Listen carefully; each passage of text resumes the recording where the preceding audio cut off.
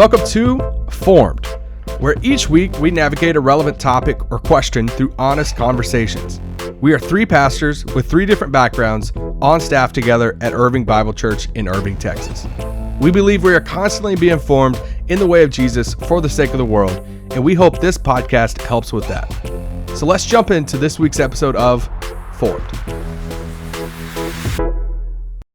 Welcome back to another week of Formed, and we're one step closer to Thanksgiving. Here we are. We're almost there. Almost there. I think we're going to release this episode before Thanksgiving. Nice. So instead of like Thanksgiving Day, dropping the episode, part 2 of the sexuality conversation. And it's like, here you go. Yeah. Happy Talk Thanksgiving. About this on Thanksgiving lunch. You don't know what to talk about during your Thanksgiving meals with families. Just play this over this. You can't talk about politics or religion, so talk about sexuality. That's right. Yes. So as you've seen in the title, this is obviously a part 2.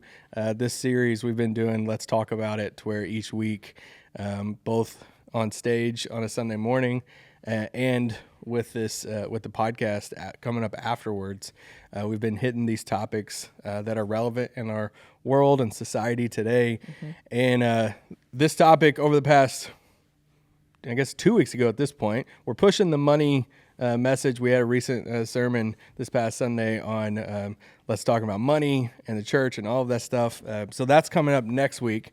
So thank you for all your questions on that.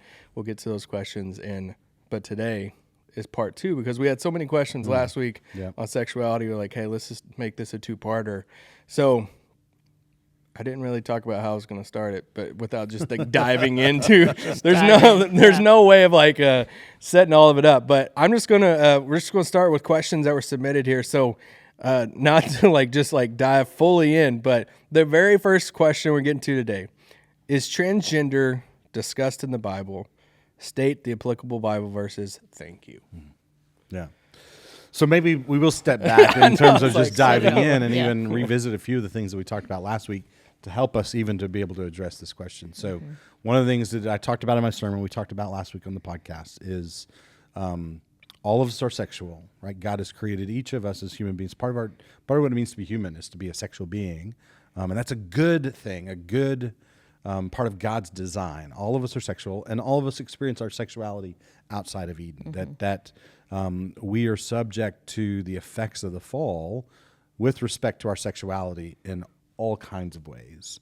When we encounter the reality of sexual brokenness around us, it calls forth from us compassion and conviction, right? That we would have a posture towards people that always is reflective of the posture of Jesus, who led with compassion, with grace, with hospitality. And so we want our posture to be compassion, grace, hospitality, while our conviction is we have to hold to what we believe the Bible teaches with regard to sexual ethics, what we do with our desires, right?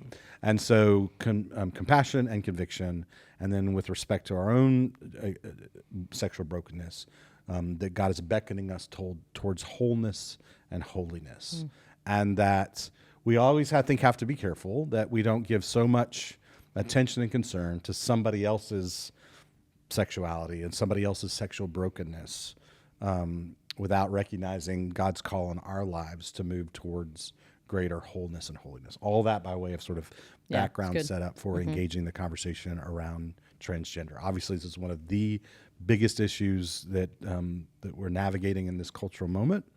And again, I think we have to just recognize our posture towards people is always to be shaped by, informed by Jesus, whose posture towards people was compassion. And a person who experiences gender dysphoria, right? They experience some sense of disconnect or difference between their sexed body and their sense of their own gender. That this is an incredibly complicated, incredibly painful, disorienting experience for somebody to go through, and that we ought to be those who meet people like that, engage people like that with a deep sense of compassion and grace and hospitality, right? That's our posture towards people.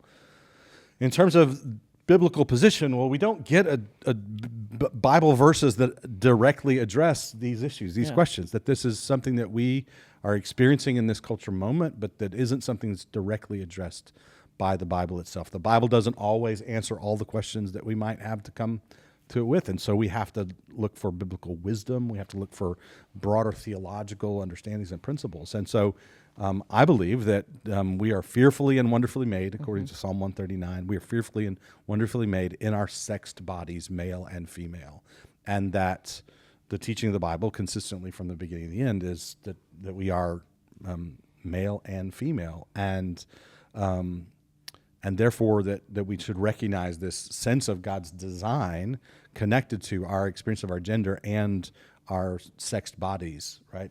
And so that's what then leads to that place of deep compassion for somebody who struggles with a disconnect between those two things. So I don't know, Sissy, you had some ways I think of talking about this that I found helpful, clarifying, distinctive. Yeah, I think what I would just add to that would be that, that distinction between biological sex and gender identity existed before the fall, and the incongruence that some people experience between biological sex and gender identity is a result of the fall. And then the other thing I would say is, that experienced incongruence doesn't keep someone from a saving relationship with Jesus. Right. That is not an obstacle in that sense. And to your point, Psalm 139, we're fearfully and wonderfully made in our human bodies. I think that's a really important idea to understand, and that we want the church to be. We believe the church is a place where all of us, can find a place where we can walk alongside each other in these places where we struggle, in these places where we can help each other carry one another's burdens and pursue life with Jesus together. And that includes transgender and those who experience gender dysphoria.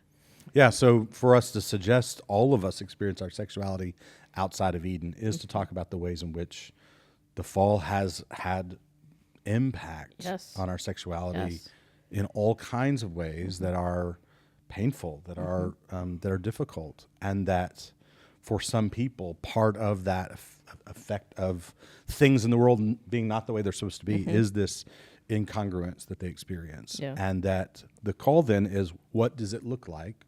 What does it mean to live with the reality of this brokenness, with wholeness and holiness? And for those of us for whom that is not our experience, what does it look like for us to engage those people with conviction and compassion? And I think it's important that we talk about people, because we can sometimes think of this as an abstract issue.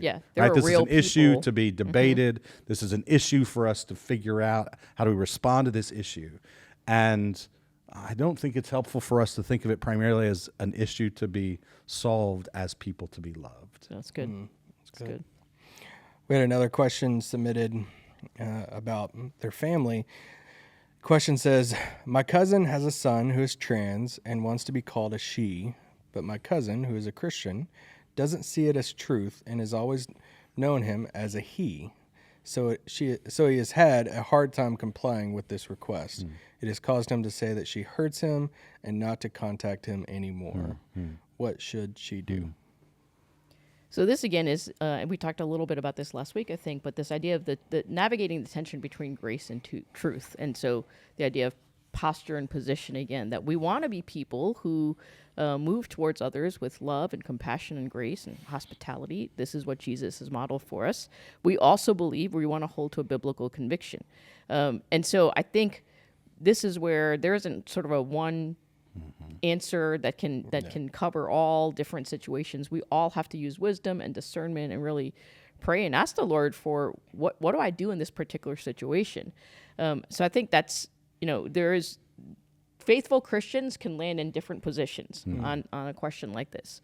How I try to think about this is I always want to err on the side of grace. That if I'm going to get it wrong, let me get it wrong by being too gracious. If that's the worst thing I do, that's a better thing. And quite frankly, for me, it's because, my personality wiring is it's easy for me to go to truth.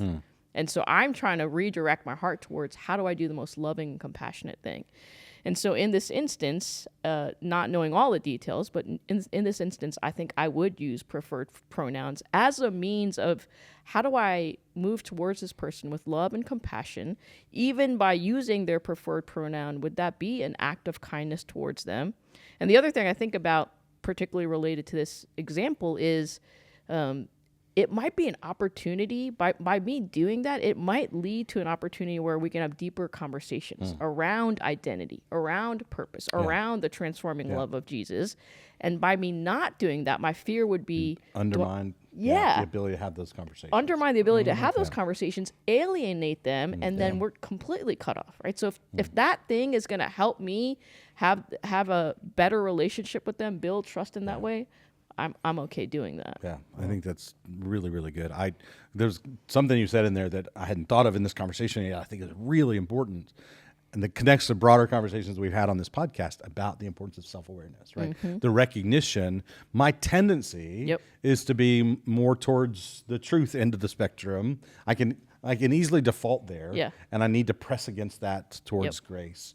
And for somebody like me, my temperament style is probably a little bit more towards grace, and I need to make sure that I'm not compromising truth in relationships. And that's, again, that kind of defined and connected spectrum we've talked about multiple times before. So there's an important part of navigating the complexity of this when we don't have a biblical mandate, a biblical rule to apply, right? We're looking for wisdom to apply.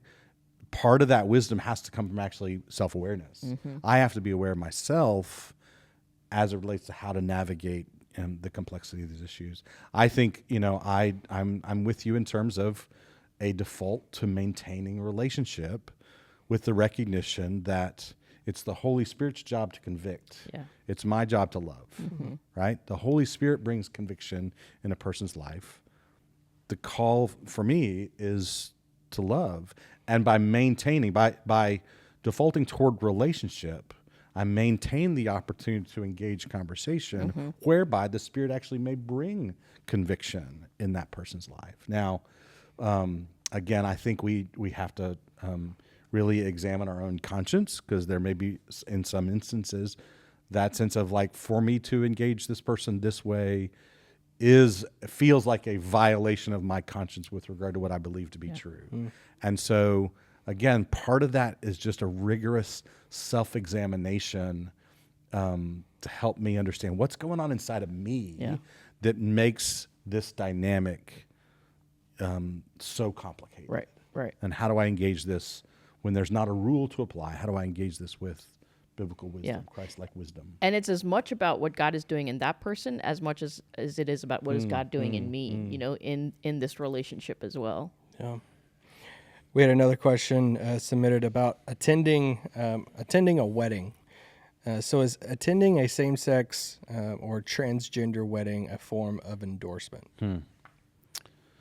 This is one of those things. Again, I think there are times when we would really like the Bible to give us rules that it hasn't provided. Right. Because a rule helps us to know yes and no, black and white, right and wrong. We have a clear rule whereby to make a decision, and we can feel very settled in and the Bible, the way of Jesus, is far less about following rules than it is about cultivating wisdom, cultivating Christ-like wisdom. And so continuing to try to examine what would Jesus do if he were me? Like if he were in my circumstances, how would he respond? And trying to figure out how we navigate the complexity of all that. We're not given a biblical rule.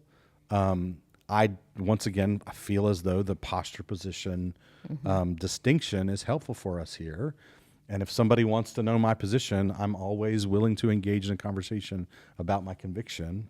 But I don't have to lead with my conviction. I can lead with a particular kind of posture. So from a conviction standpoint, as a pastor, if somebody would ask me to perform a same-sex wedding, my position would say, I'm sorry, I cannot. All right, my conviction about what the Bible teaches will not allow me to do that, while recognizing that a posture of hospitality, of grace, of compassion might allow me, in good conscience, to be present without it equaling an endorsement, but it's maintaining a sense of connection and relationships.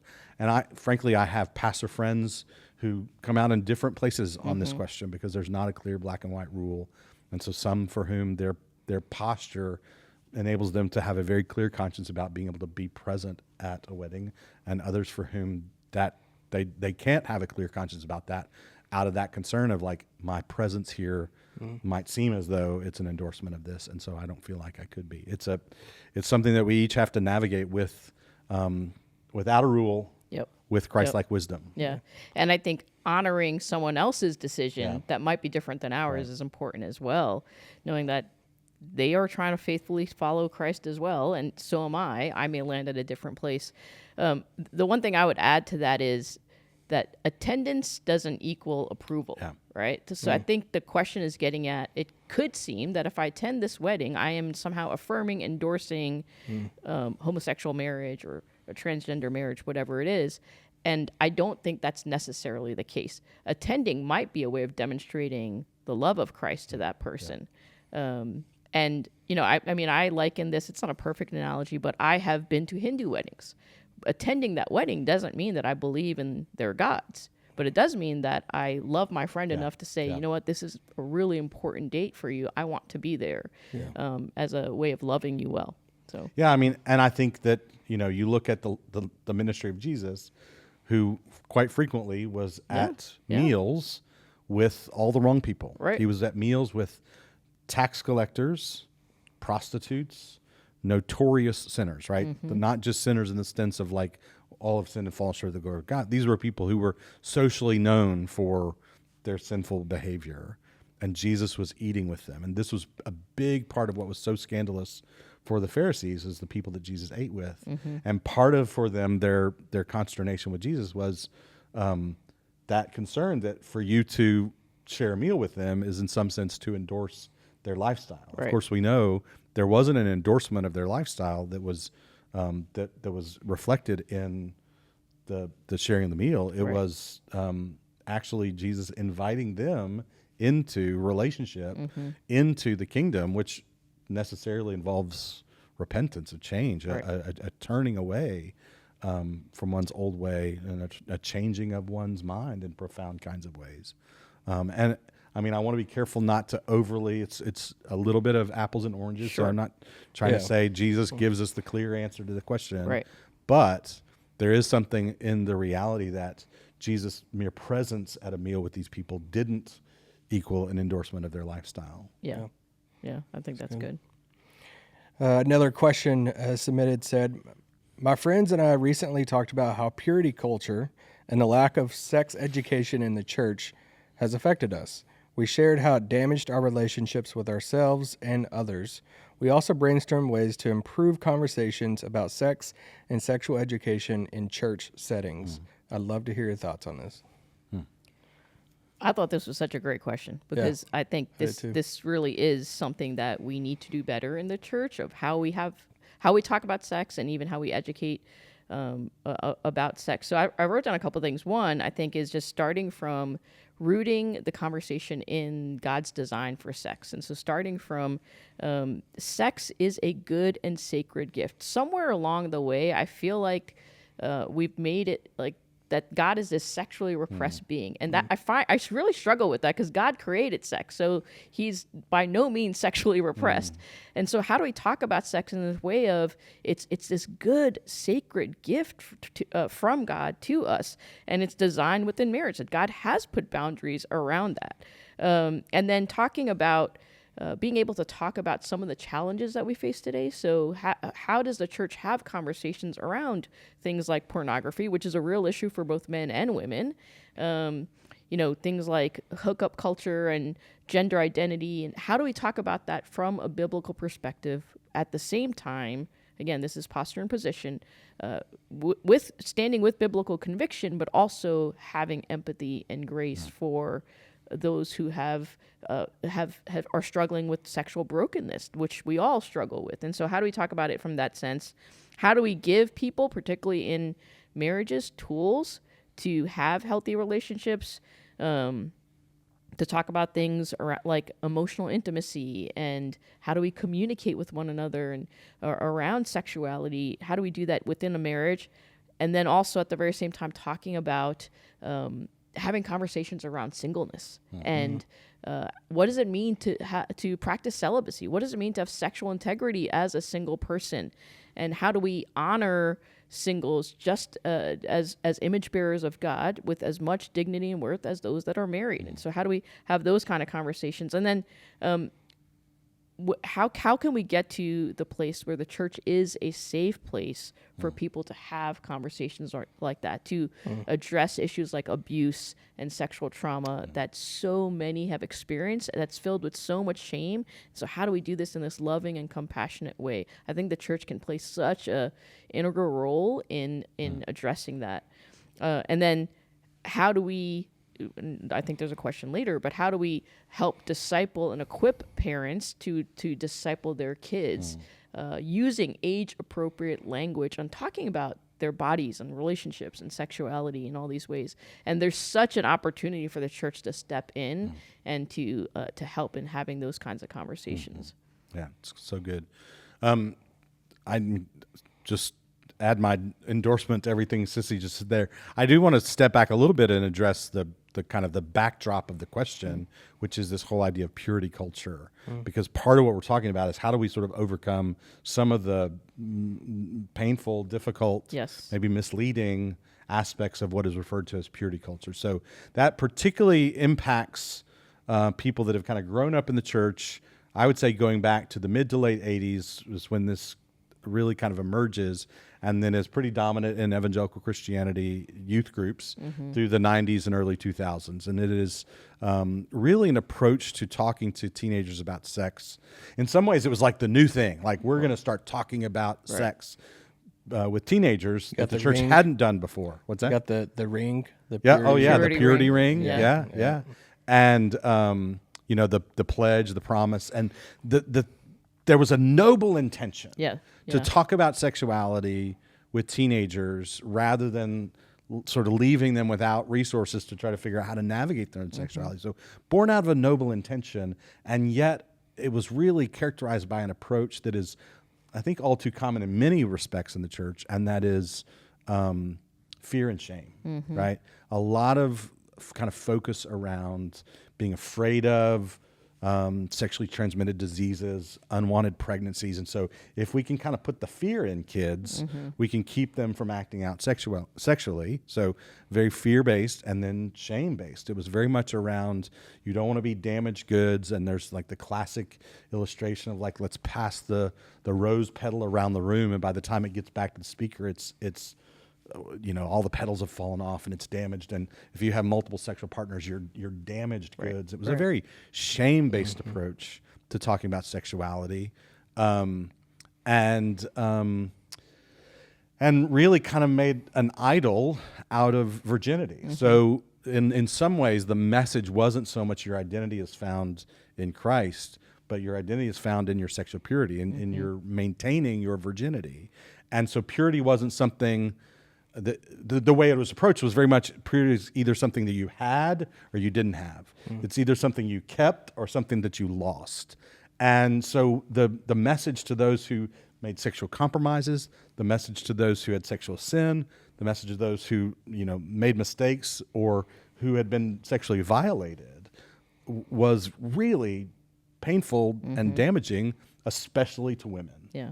Right? A disproportionate amount of this teaching focused on women maintaining their sexual purity, and either you have it or you don't. It's a gift for you to give to your husband, and so there's just all of this stuff that really perpetuated almost that notion of sex is bad, and you're supposed to live all your pre-married life with this notion of sex is bad, stay far away, and then flip a switch once you get married and on your wedding night, now you're, right.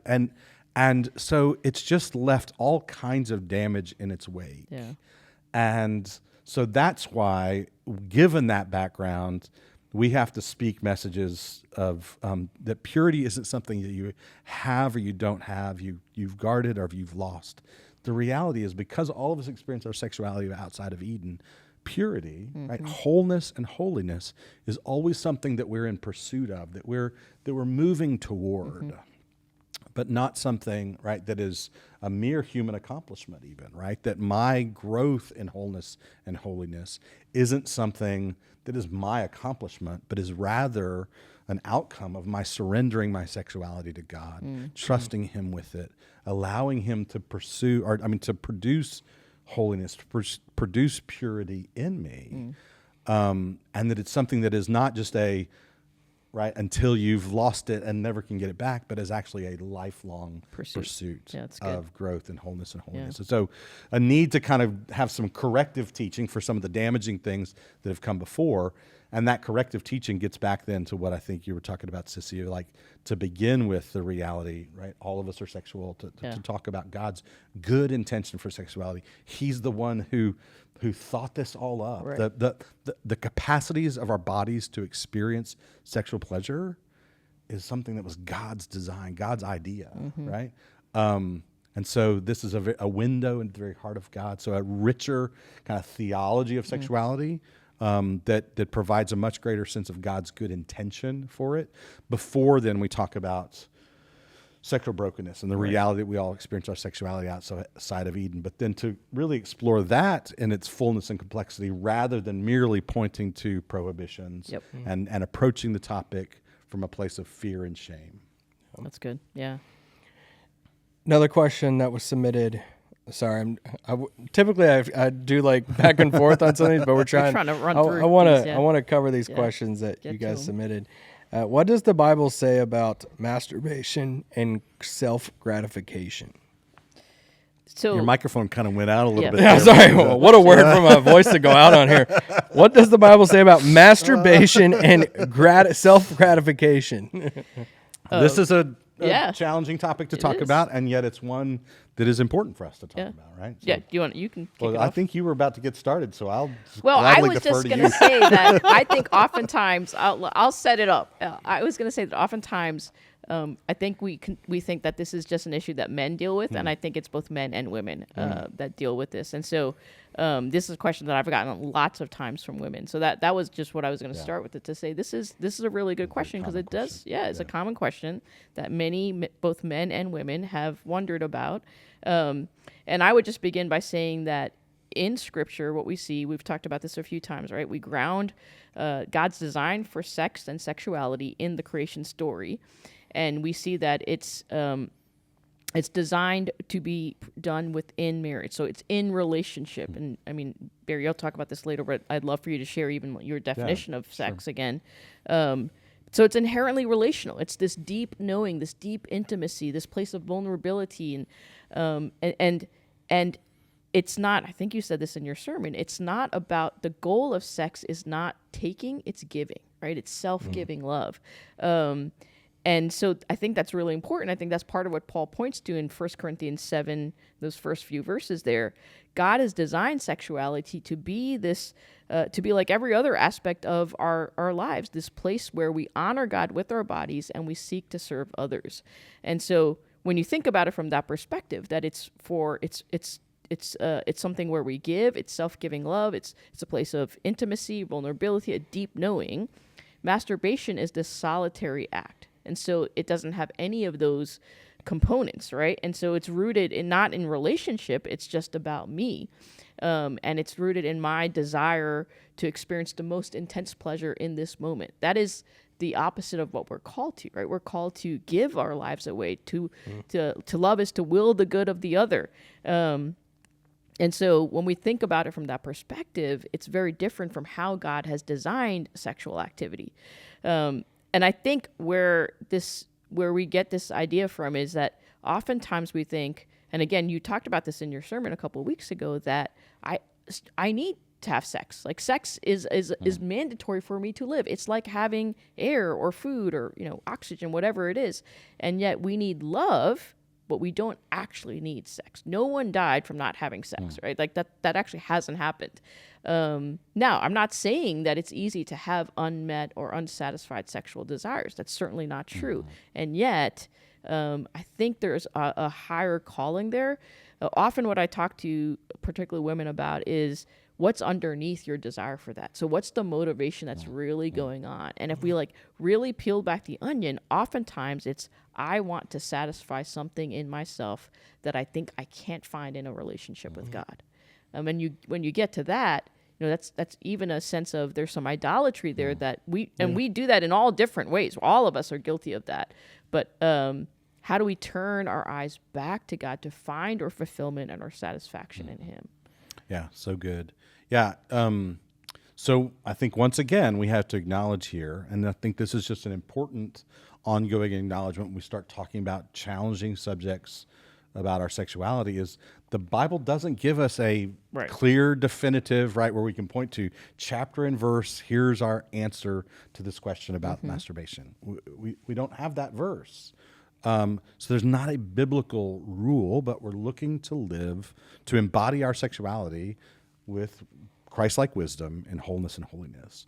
And I think one of the first things we need to say, in light of what we've said about all of us are sexual, in light of all that we've said about God's good intention, this is a good gift of God, is that the issue isn't sexual gratification. Right. The issue isn't sexual pleasure, as though that's somehow by itself a bad That is not thing. bad, yeah. Right? That's something that's wrong inherently. Right? So that's not the issue, a person experiencing sexual gratification, sexual pleasure. But where I think we have to just acknowledge the reality is, for us to experience that, oftentimes is accompanied with things like lustful thoughts, where we do have very clear kind of biblical admonitions with regard to our thought life. And so the act of sexual pleasure combined with lustful thoughts, that's where you start having a problem. And then there just is this reality, kind of what you're referring to, is the way in which this tends to exacerbate our tendency to be turned in on ourselves, right? To pursue our own good, our own pleasure. So that God's desire for us, and even the way in which He has created us with sex bodies, is this is a window into His heart in our capacity to give and receive love. That self-giving love. The problem with humanity in our fallenness is we've talked about before that wonderful little Latin phrase, homo incurvatus in se, the being turned in upon themselves, right? We're called to be those who turn out from ourselves toward God and neighbor, and particularly toward the other in the context of marriage and in this act of self-giving love with regard to our sexuality. And so yet masturbation is something that we find ourselves turning back towards our own desires in ways that reinforce that inward turn. And then there's kind of a dynamic that comes from what Paul talks about when he writes to the Corinthians, and he's kind of echoing their words back to them. And he says, you say that everything is permissible to me. Paul says, but I say not everything is beneficial. You say everything is permissible to me, but I will not be mastered by anything, right? And so the way that I think about that passage applying to this question is, maybe we get a little too hung up on, again, right and wrong, right? There's a rule to be followed. You say everything's permissible, but Paul says, but not everything is good for you. Right. And that it may be the issue is this isn't good for you because it reinforces that tendency towards the inward turn. It may feed lustful thoughts, right? The objectification of others, the exploitation of others. So everything is beneficial, but not everything is beneficial. And then he follows that up. You say, everything's permissible, but I will not be mastered by anything. And just the reality that this can become a compulsive behavior for people in ways that are just not helpful or healthy. So again, all of this is trying to figure out how do we live with Christ-like wisdom and wholeness and holiness with regard to our sexuality. Yeah. I think there's even another aspect of the way it damages it. There's potential for it to damage your relationship with others as well, in sense of that when you are, if you are in a married relationship and then you are having sex, that does, if you're practicing this self-gratification, that does often have impact on that sexual aspect of your relationship with your spouse as well. Last question. Someone submitted, how do you have the sexuality conversation with your kids when you hold the traditional view of marriage, gender, when the world calls you bigots for holding that view? You probably could just take a road trip and play the Formed podcast with your kids in the car, and we could just do that work. There's some kids that on your listen behalf. to the podcast. You're good to go. There you go. We've did kind it of for we've you. kind of done all the work, haven't we? Yeah, I mean, this is a really, really challenging kind of question. So Yeah. I'm looking forward to what Sissy has to say to answer it. All right, I will kick us off. It is a challenging question, and I can completely empathize with parents who find themselves in a position where it feels overwhelming. I don't know how to address this in ways that are going to be helpful. And the first thing I would start with, I could totally understand why you feel like that, and I would also say your kids are looking for answers. They're gonna go find them somewhere. They're gonna go somewhere to find them, and our desire is let you to allow you as their parent to be the one that they come to for those answers. And so, and trusting that the Lord is with you in these conversations as well. And so first of all, I would say ground the conversation in love and grace, starting with our identity as the beloved sons and daughters of God. And that gets us to the conversation of God created sex, and sex is a sacred, beautiful gift, and talking to them, really explaining beliefs clearly around God's design for sex, and all of the things that we've talked about. And how do we have that conversation without it being filled with shame and condemnation of any kind? And so, and even with they very well may have heard different arguments or positions on sex from their friends or from whatever they're watching or hearing and listening to. And so how do you even model grace in the conversation for those that think differently? And so teaching them the biblical foundation, and then equipping them, how do they engage with those that think differently than them? Because they're going to go to school or wherever they're going and hearing from their friends or other places where they're going to be receiving different messages about sex. So how do you teach them to, one, practice discernment, and then ask good questions, listen well, but also to stand firm in their conviction? So again, you're teaching them to hold posture and position for themselves when it comes to this conversation. And allowing space, I think one of the most important things is considering how can you have a healthy family culture where you are creating an environment in your home where your kids can have honest conversations with you. So they're going to have questions. They're going to hear things. How can you be one of the first people that they talk to about that? So how do you sort of and create that kind of relationship with your kids where they can bring you their questions and their doubts and what they heard, their fears, and how do you do it from an age where it's appropriate, but how do you use language that's appropriate as your child's in elementary school or as your child's a teenager and high school student or whatever it is, to kind of help them as they're growing understand their bodies, understand relationships, and understand their sexuality. Yeah. So those are a few things I'd say. Yeah, so good. Yeah, there's several aspects of that part of what I heard in the way you were describing it is a kind of normalizing the conversation. Yes. So make it's always going to be awkward. Sure. It's never something that's easy to talk about. But even as we've engaged on this podcast, we've tried to have difficult, sensitive, awkward conversations in straightforward, open kinds of ways, rather than we can't talk about that. That's and so the more you can engage with kids in a way that actually opens up the opportunities for interaction, for dialogue. And then I think the posture position distinction is something that applies beyond just sexuality. Oh, yeah. Right? There's so many ways in which we need to help our kids think about a posture towards people of hospitality, compassion, grace, while also trying to teach them this is what we believe. This is what we believe the Bible teaches. And so the more we can kind of reinforce that, because part of what happens is parents, I think, can get so sort of concerned about making sure their kids have the right biblical position that we end up compromising the posture towards people, and that's what kind of leads to the culture war between the church and the world. And so we're going to now sort of entrench with our biblical positions over here. So how do we just help create more of that dynamic of posture and position in all the ways in which we engage with our neighbors around us? Look, we go to school with, we live in neighborhoods with, we play on sports teams with people who believe differently than we do, that don't follow the way of Jesus the way that we do, and therefore they're going to come to different conclusions and have different choices, and we're going to love them, and we're going to be compassionate towards them, we're going to be gracious toward them, but we're also going to, and so the more we can kind of cultivate that as a part of kind of family culture, the more it makes it, then we can apply that with regard to sexuality. That we can reinforce the idea that even though some people may feel like are having a conviction or a position that differs from theirs, it means we're unloving, that we can still be loving, even if it's perceived as something other, right?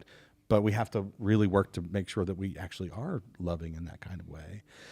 And then I think, even what we've, as much as I sort of was completely being facetious about the just let them listen to the Form podcast, I think some of the language that we've consistently tried to use over the course of these conversations is just a helpful framework for navigating some of these things with our kids, and affirming that all of us are sexual, created by God. This is a good gift, right? That affirming all of us experience our sexuality outside of Eden. We all experience the effects of the fall in many different kinds of ways. And so we experience brokenness. That brokenness calls forth from us, when we experience it around us, compassion and conviction.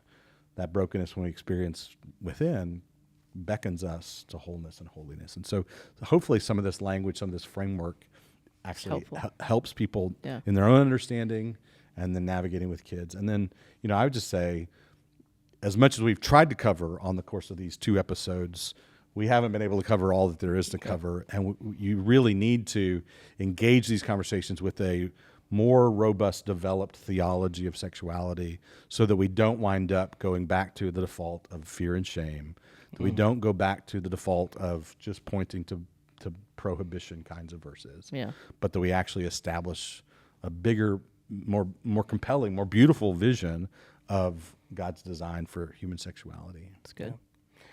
Guys, thank you for taking these questions over the last 2 weeks.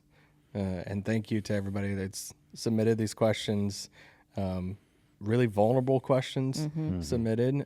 But hopefully these past 2 episodes, and this whole series, but these past 2 episodes especially, can be something that we can all use as a resource. And if you have questions about a topic of money, you can still submit those questions in throughout this next week, and then that'll be our topic for next week. And once again, this is part 2. You've probably seen the title. Go back and listen to part 1 of this conversation at the same time. So that's it.